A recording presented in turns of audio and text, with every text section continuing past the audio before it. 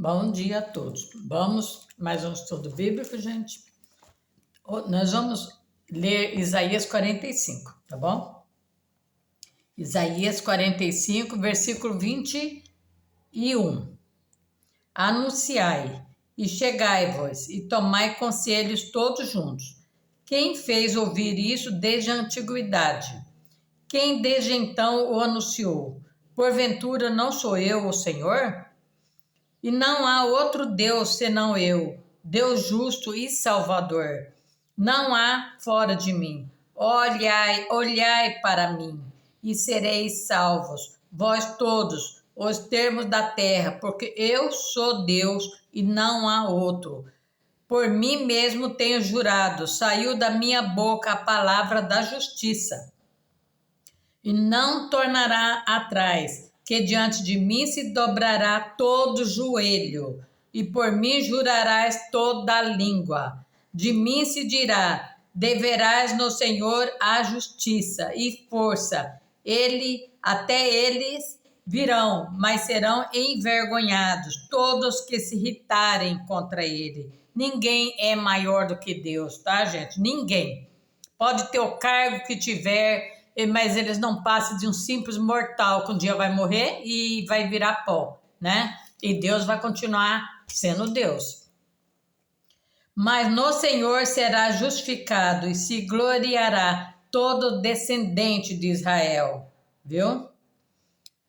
Então, aqui está bem claro, né? Que Deus é Deus, que não há outro além dele. Que Deus pode fazer o impossível na vida de qualquer um. Basta você crer, ter fé e pedir, né? E aqui nós vamos continuar lendo sobre a vida do rei Ciro como rei, né? O que ele fazia. Aí nós vamos falar que a paz reina na Ásia Ocidental. Com Ciro, com Ciro, uma era de paz instala-se pela primeira vez na Ásia Ocidental. É importante para os povos dos campos, das montanhas, pois o tributo é menos pesado que a guerra e também apreciada pelas cidades onde o comércio pode prosperar, onde não tem guerra, onde não tem uma pessoa ditadora, tudo prospera, né? Apreciada pelas cidades onde o comércio pode prosperar sem obstáculos, do Mediterrâneo à Índia. Uma certa unidade aparece na vida econômica, como testemunha a expansão do arameu, língua semítica das cidades comerciantes da região síria. O Império de Ciro marca uma pausa nesse universo tão frequentemente dilacerado pela guerra. O êxito dessa empresa arriscada explica-se apenas pelas excepcionais qualidades do Rei dos Reis. Seu grande talento, dirá Xenofonte, consistia em estudar o caráter dos homens, a fim de estabelecer a cada um seu justo lugar. Presta bem atenção como que ele governava. Aqui tem só um pedacinho que fala.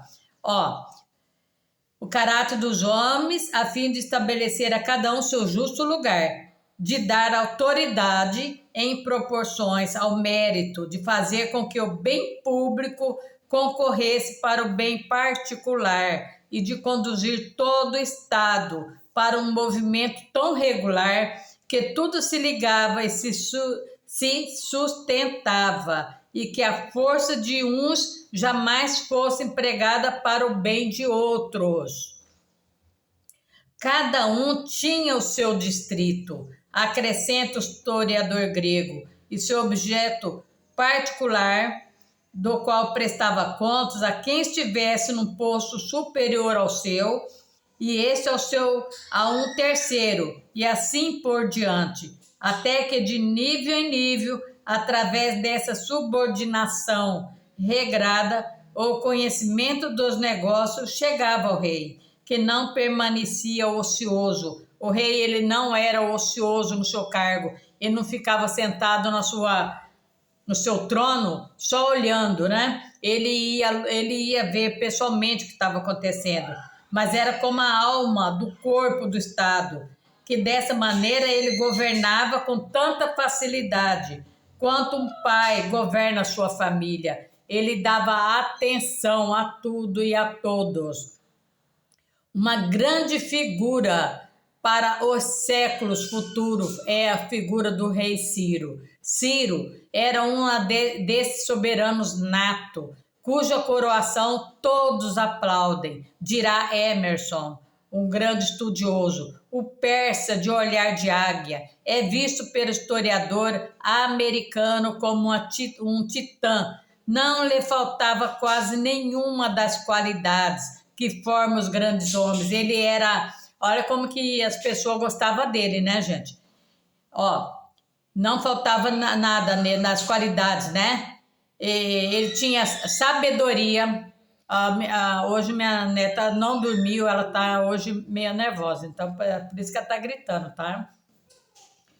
Ele tinha sabedoria, moderação, coragem, grandeza de alma, nobreza de sentimento, maravilhosa destreza para manejar espíritos e ganhar corações, profundo conhecimento de todas as especialidades da arte militar do seu tempo, grande força de espírito sustentada por uma prudência firme para formar e executar grandes projetos. Vocês conhecem algum político, alguém que tem todas essas características? Difícil, né? Não é, portanto, espantoso que os autores antigos tenham feito dele o tipo lendário do cavaleiro heróico, magnânimo, é Ciro, que Xenofonte escolheu para frequentemente apresentar seus critérios, contando sua história como modelo de um bom governo, bom governador. A ciropetia não é a única a elogiar Ciro. A Bíblia não mede esforços e elogios para esse pagão, né? Ela contribuirá muito para a popularidade desse ariano ungido pelo Senhor. Ele era um rei que foi ungido por próprio Deus, chegando ao poder unicamente através de sua audácia. O príncipe de Assã, que se tornou rei dos reis, deixará uma enorme lembrança com seus soldados, organizados em um exército invencível. Ele tinha um exército invencível.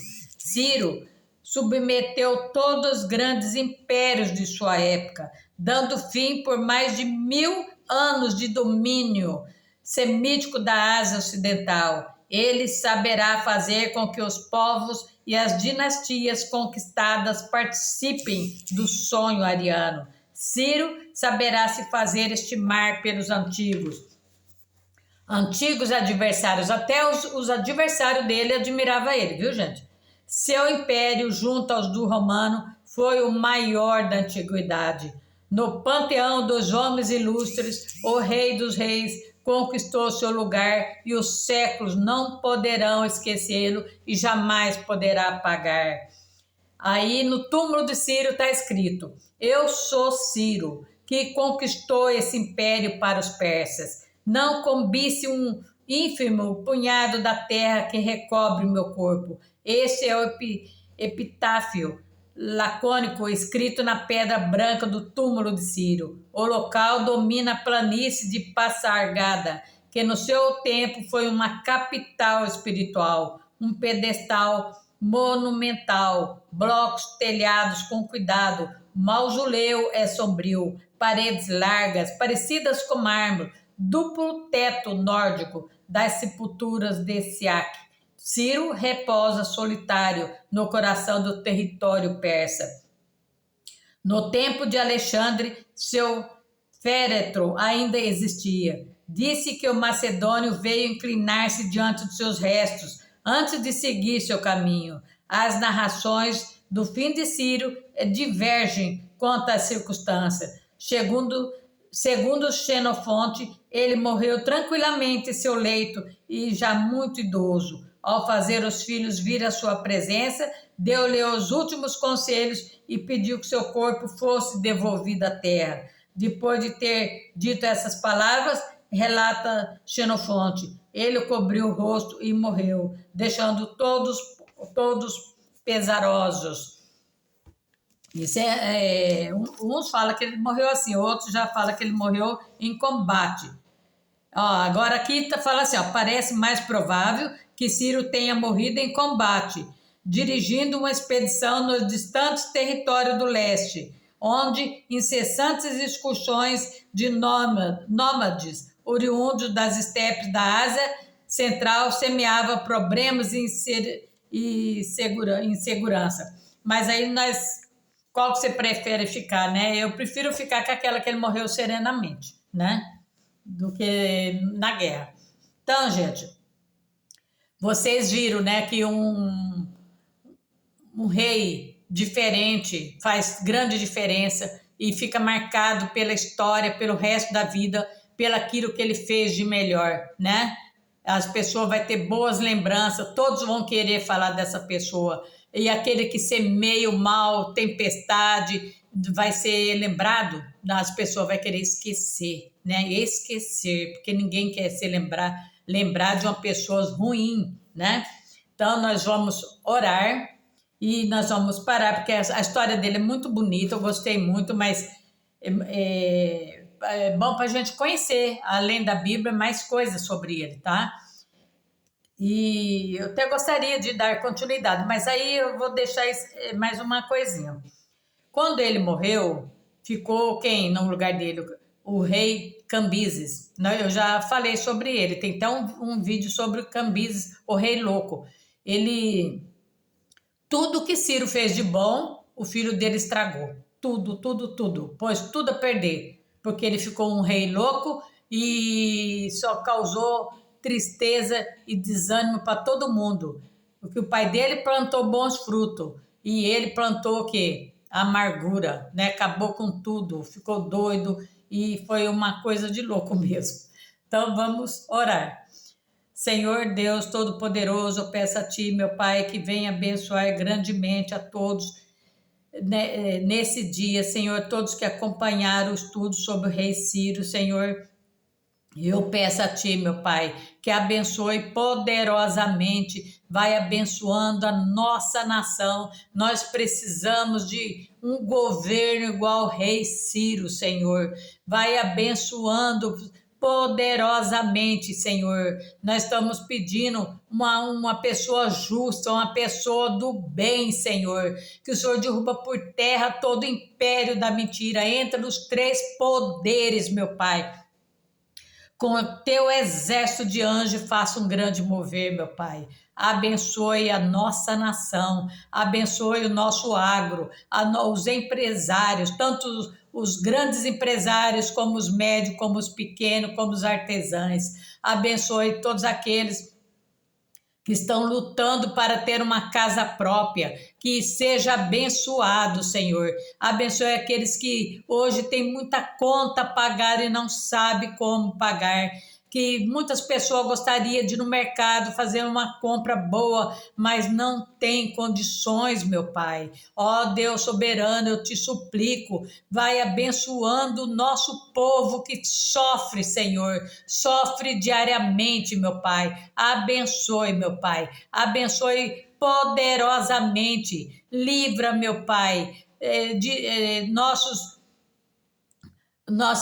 amigos, Senhor, aqueles que nós admira, Senhor, mas estão sendo sempre perseguidos, humilhados, aqueles que estão presos injustamente, que o Senhor vai abençoando, derrubando por terra toda a seta do inimigo, que os anjos do Senhor persiga aqueles que abrem cova para seu próprio amigo cair dentro, Senhor. Vai abençoando a nossa nação, Senhor. Vai abençoando as nossas crianças, aqueles que estão doentes, acamados, desanimados, aqueles que estão desempregados. Que o Senhor faça um grande mover nesse dia, Senhor. Eu te peço e agradeço no nome de Jesus e no poder de Deus. Amém. Amém. Muito obrigado. E até a próxima, se Deus quiser. Fique com Deus. Se vocês gostaram, compartilhe, dê seu joinha e vamos evangelizar, fazer a diferença, tá? Obrigado. Espero que vocês tenham gostado. Se vocês gostaram, vocês me deixam alguma coisa escrita lá, tá? Gostou, não gostou, qual crítica que vocês queriam fazer, tá bom? Que eu vou responder. Prometo para vocês. Obrigada.